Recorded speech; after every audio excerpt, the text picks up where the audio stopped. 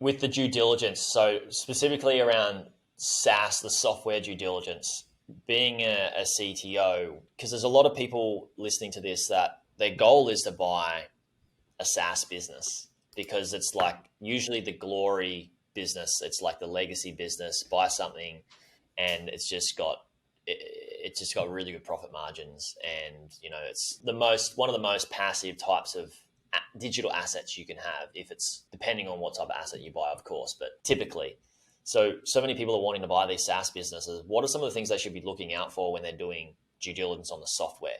Are you saying, have somebody help with the software DD part of it? Because myself, I would not know how to do the software on a screenshot type SaaS product. Yeah, I think there's two different answers. One is, if you're not going to partner, like you yourself as a solo operator want to buy a SaaS business, but you're not technical, you need a partner of some kind, whether they're on, the cap table or buy the business with you, or it's the person from Upwork that helped the other founder build the startup. Like, you need to have that person involved in some capacity.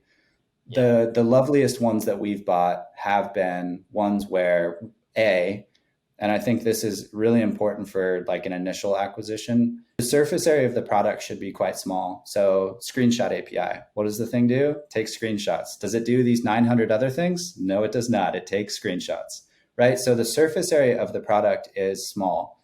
And what that is as close to I'll ever admit to being like passive income. And by passive, I mean, for us, we have two of these where I'd consider them relatively passive. Again, have a small surface area on the product side.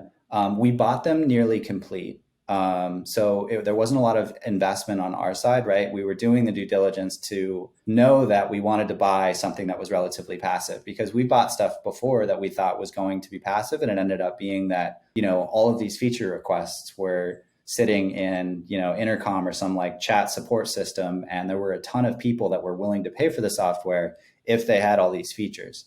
That's not the case when you buy something that has just like a narrow, I call it just like a single promise to the customer. So again, does the thing take screenshots? That's what I need. Great. They sign up, they pay. That smaller surface area, I think, is really important. It also makes diligence easier because frankly, there's just not that much code to go through, which helps a lot. And I think the thing for us too, and this is where I start to kind of drift into just like putting my CTO hat on.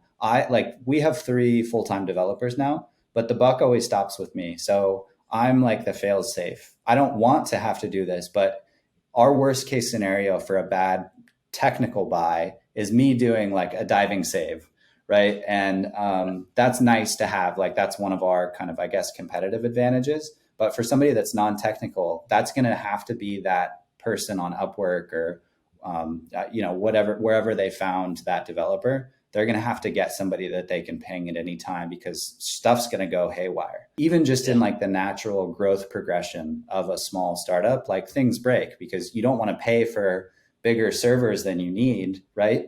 So like at some point, those small servers, if you're growing even at like 5% month over month, you're going to need to like scale those things up. And unless somebody's watching, you're going to hit a limit or wake up at 2 a.m. and get like, customers yelling at you that the site's down or something like that. So again, so step one for us, we go through and like, I just want to know where the bodies are buried. So every single one of these is probably crappily built. They're probably built quite fast, right? Again, I'm talking let's say anything that makes less than 100,000 a year. Yeah. This is not like pristine code that is going to like sunset you into like your lifelong cruise on the Caribbean. Like, that's not what this is going to be. I would expect like the first 1 to 3 months, you're going to have to invest probably the most you ever will on the engineering side to fix things, listen to customer support, see if there's like actual features that you really, really, really need to build. And if you're not able to go through the code yourself, then I think you definitely need somebody to at least like look through the architecture and look through the code base, make sure that it does the things that it says it does. Right. So people can put like a bunch of features on the site and you go to use it and it's like, they just put a button there, but like, the button on the front page is the tip of the iceberg. You got to have all the code that actually like does the thing. Exactly. And then just a quick note, like on IP, because I think a lot of people get stuck in this, like, oh, well, like what's proprietary? The answer is probably nothing. probably nothing is proprietary. There's probably no patentable anything in your software. It's probably a total commodity. And it's probably copyable, right? So me looking at somebody else's product for most of these like micro acquisitions, I could go build the thing in like 2 or 3 weeks just by myself. Yeah. Just like Yeah. I could just go copy the thing wholeheartedly, but that's not what you're buying, right? You're buying sort of like the brand. I don't want to call it brand because brand's like a whole thing, but it's like the starting point of a brand and the customer base, right? And and then of course all the content stuff that you already know about. Yeah, you're basically buying product market fit that needs some serious work to add to it to get it to a point where the competitors aren't just going to squash it in one foul swoop because they've got gazillions of dollars.